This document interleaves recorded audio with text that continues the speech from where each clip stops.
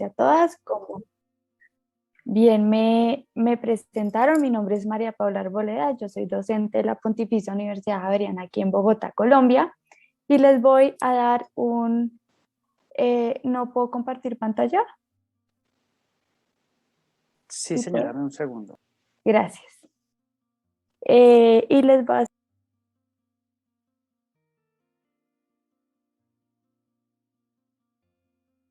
Creería que ya puedes, María Paula.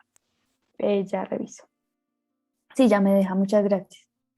Una pequeña presentación acerca de la perspectiva.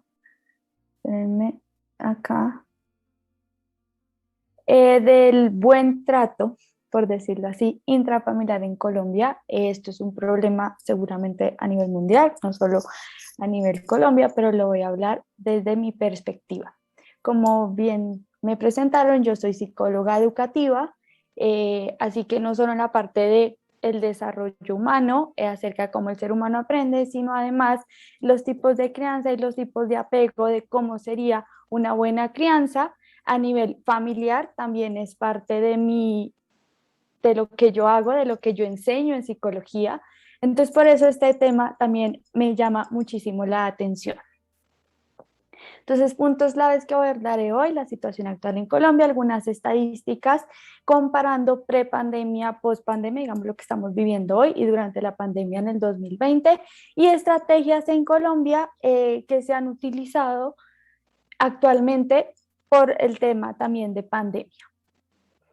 Entonces, como tal, primero la violencia en Colombia, al igual que en muchas partes del mundo, existe a nivel físico y psicológico, también ya lo mencionaron anteriormente, antes, digamos que yo, y yo me especializo más a nivel psicológico, pero pues la violencia física también hace maltrato psicológico, no es que estén totalmente separadas, simplemente que tanto físico y psicológico produce muchos efectos negativos a nivel psicológico, como lo mencionaron, totalmente ansiedad, estrés, también un poco de inseguridades a nivel de autoestima, a nivel de identidad de quién soy. Y esto hace la violencia que haga en el ser humano, independiente, digamos, de hombre y mujer, porque los niños y las niñas pues también tienen este tipo de maltrato. Aspectos como baja en educación, la pobreza y no tener oportunidades laborales sólidas hace que la violencia intrafamiliar exista también, se cree, se genere dentro de nuestras familias. La educación, como ya bien les dije, que es la parte, digamos, de mi especialidad. En Colombia tenemos una educación muy buena, pero es privada. Y acceder a la educación privada en Colombia es bastante costoso. Esto hace que no más casi que el 15% de los jóvenes en Colombia puedan acceder a una buena educación privada, educación superior. Claramente, hay un 85% en las últimas estadísticas, claramente esto cambia a nivel que la cultura y la dinámica cambia. Esto hace que pueda que exista o sean más propensos a sufrir violencia o a crear violencia en sus familias. No estoy diciendo que en un 100%, simplemente son más propensos a, es más posible que exista esto. ¿Por qué? Por consumo de sustancias psicoactivas, digamos, todo el tema de no tener una meta, una expectativa de vida, un sentido de vida, hace que la persona tenga mucho tiempo libre y consuma de pronto estas sustancias psicoactivas que puedan generar violencia, malas relaciones, todo el tema de pandillas, de microtráfico en Colombia, eso es bastante común, lastimosamente, y esto hace obviamente que la violencia, tanto física como psicológica, se cree otra vez. La economía, en este caso la pobreza, sí existe en Colombia. En la pandemia, pues obviamente esto creció bastante a nivel estadístico, y esto hace que la pobreza, al tener todos estos problemas económicos dentro de la familia, entonces haya más baja educación, entonces no hayan oportunidades laborales, obviamente vuelva a crear la violencia física y psicológica. Yo no estoy diciendo que esto sea un factor 100% de indicativo, simplemente que son más propensos a sufrir violencia económica, violencia física y psicológica, perdón, al no tener, digamos, un nivel un balance a nivel económico dentro de la familia. Y las leyes, como Colombia, igual que todos los países, sí tienen leyes en contra del maltrato familiar, en contra de las niños, niñas, de las mujeres, sí existe. Sin embargo, al ser tantos casos y tenemos un sistema de justicia no tan sólido como se espera, pues esto hace que la justicia no actúe de manera justa, perdón, ser tan reiterativa en muchos casos. No solo obviamente a nivel de intrafamiliar, sino a otros aspectos de la vida.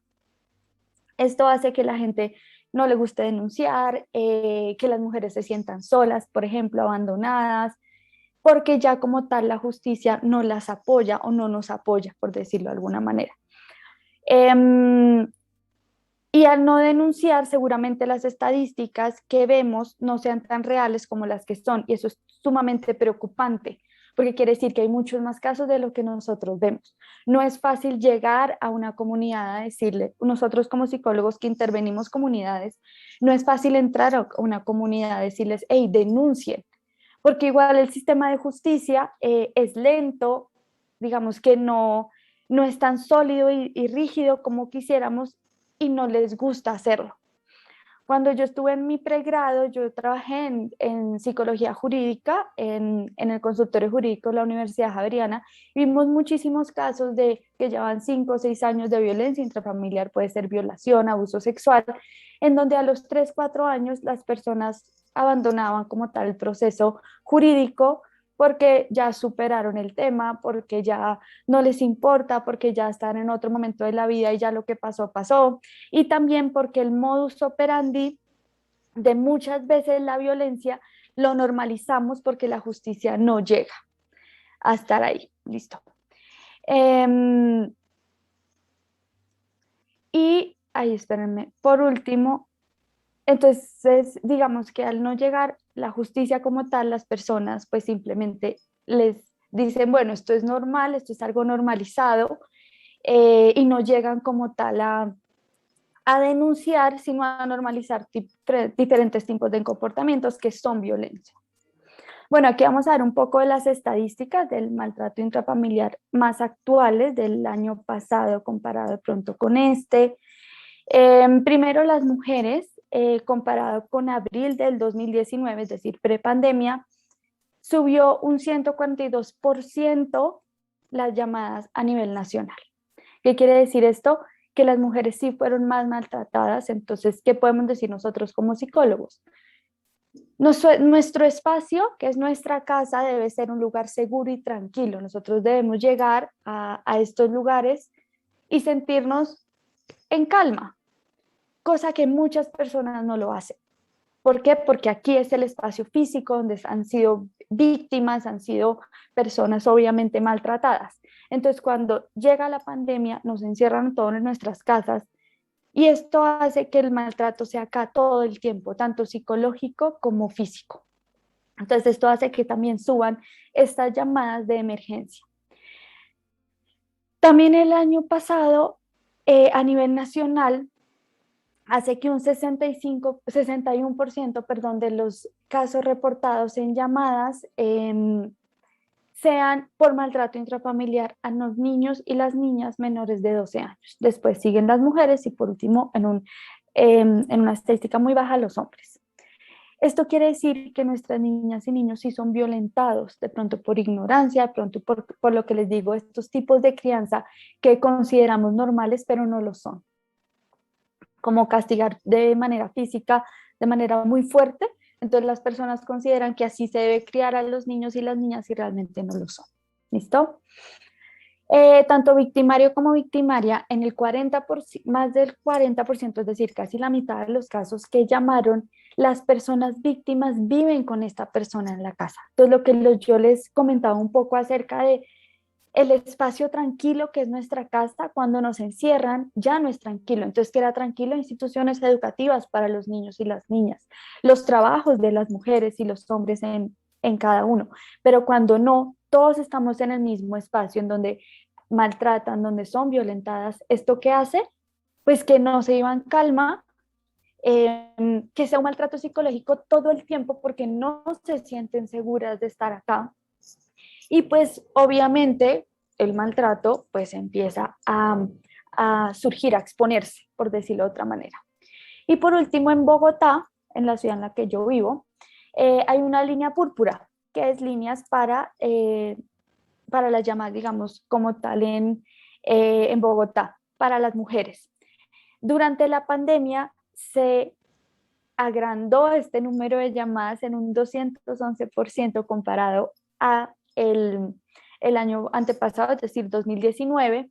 Lo que quiere decir es que sí hubo un maltrato mucho más expuesto y el doble de maltrato que lo que hubo en el 2019 a raíz de lo que les digo, que estar en el mismo espacio era mucho más fácil para los agresores agredir a sus mujeres, a sus niñas, etcétera.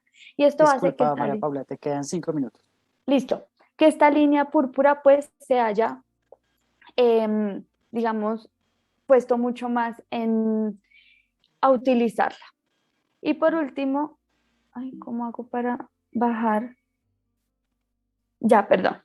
¿Y qué se ha hecho en Colombia como tal? Como les digo, todas estas nuevas líneas de atención, la creación inmediata, porque estas líneas anteriormente, digamos que tenían un tiempo de espera, por decirlo así, ahora hay muchas más líneas inmediatas.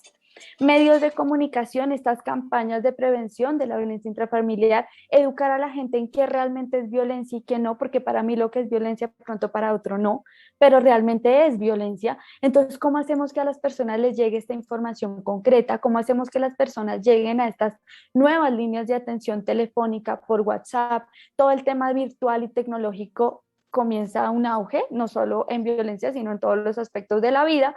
Y esto hace que por televisión, por redes sociales, por radio, empiecen a comunicar estas nuevas líneas de atención y estas nuevas campañas para evitar y prever este comportamiento violento en las familias.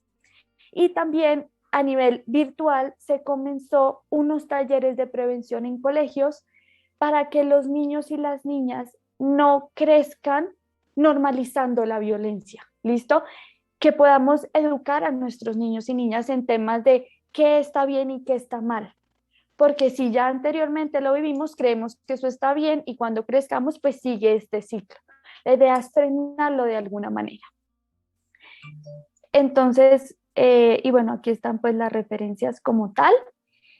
Eh, Esta sería como mi presentación. Creo que estuve en el tiempo que es. Muchas gracias y acá pues me quedo súper pendiente al resto de los panelistas.